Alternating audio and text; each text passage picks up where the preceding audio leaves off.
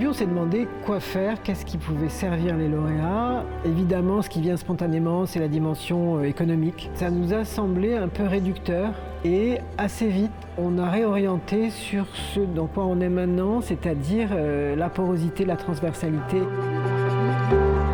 Je dirais que le socle, la base de l'association, c'est vraiment se rencontrer et échanger.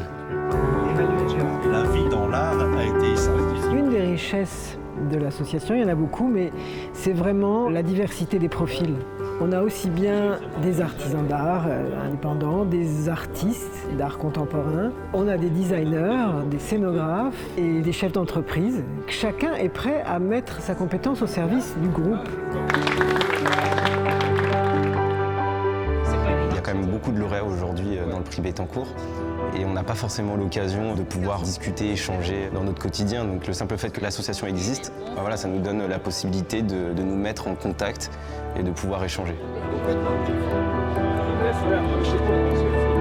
Tout l'intérêt de cette association, ça a été vraiment de tous ces talents, de plus d'une centaine de talents qui puissent échanger, dialoguer, travailler ensemble à travers des dispositifs qu'on a mis en place, comme les labos sur des temps longs pour faire ensemble ou faire avec, des workshops sur des temporalités beaucoup plus courtes où les lauréats invitent dans leurs ateliers d'autres lauréats pour échanger, travailler et pourquoi pas aboutir à des projets. Pour le programme Labo, là c'est vraiment l'opportunité de pouvoir prendre un temps sur une année, de développer un projet avec des acteurs qui sont en dehors de notre cercle de lauréats et d'emmener un projet sans qu'on ressente tout à fait au début ce que ça va donner, mais pour aller vers une pièce qu'on n'aurait pas pu faire si on n'avait pas eu l'accompagnement de l'association.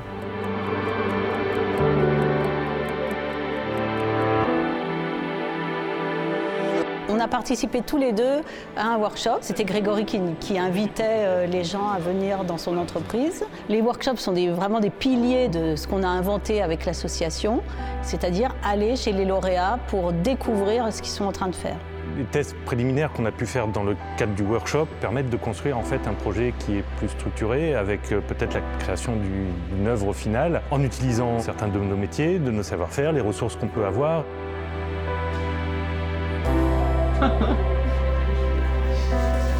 Le fait de pouvoir rencontrer les artisans, de voir comment ils travaillent, de connaître leurs outils, leurs procédés, ça nous permet aussi d'envisager des nouvelles propositions avec leur savoir-faire. C'est une inspiration quotidienne, on envisage les choses différemment et ça ouvre le champ des possibles.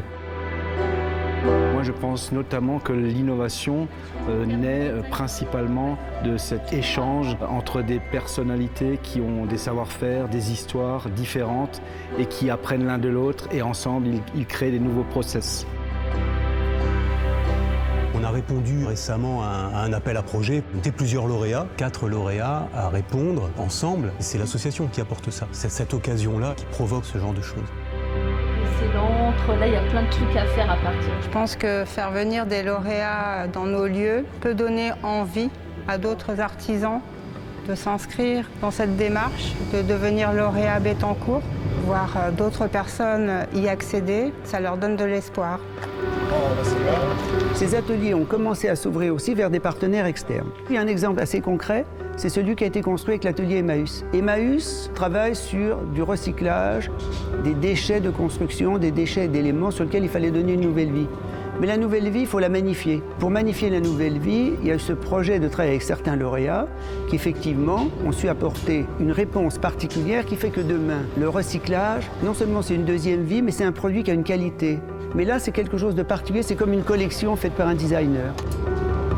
On est quand même là, l'association, pour montrer à l'extérieur cette capacité qu'ont les lauréats à réaliser des choses exceptionnelles.